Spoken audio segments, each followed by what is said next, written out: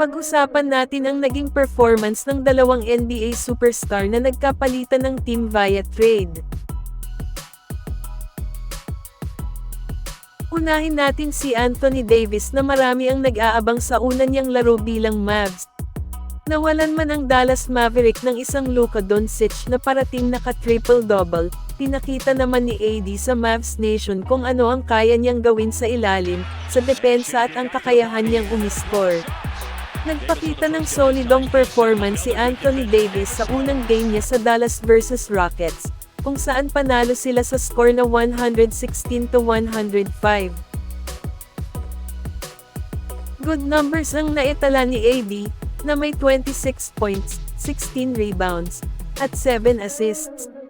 Pero yun nga lang may hindi inaasahang pangyayari sa third quarter, ito'y matapos makaramdam si AD ng tightness sa kanyang groin o quad area, at mukhang aabot ng isang buwan o higit pa, bago siya makabalik sa laro.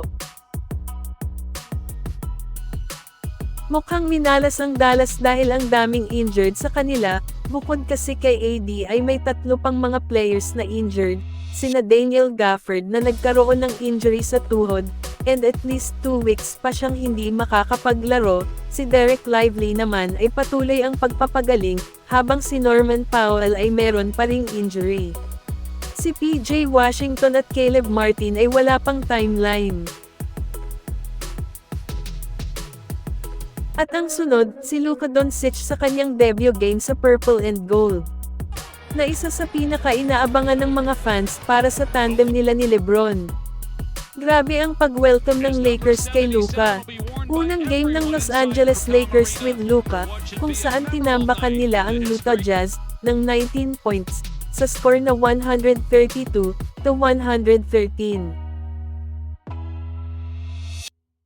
Nakapagtala si Luka ng 14 points, 5 rebounds, at 4 assists sa una niyang laro. Sa pangalawang game naman ng Lakers kalaban ulit ang Utah ay sila naman ang natambakan sa score na 119-131. Nagtala si Luka ng 16 points, 4 rebounds, at 4 assists. Hindi man masyadong impresibo ang ipinakita ni Luka sa una at pangalawang laro niya, kung titingnan ang mga numerong nakuha nito kung ikukumpara nung nasa Mavs pa siya, na palaging naka-triple-double, ay asahan natin na makukuha rin ni Luka ang scoring ability niya. Makikita rin na parang nahihiya pa siyang tumira.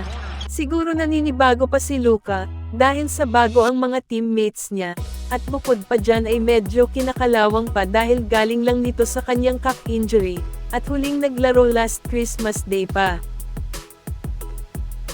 Pero ganun pa man marami pang aabangan kay Luka sa mga susunod na laban ng Lakers,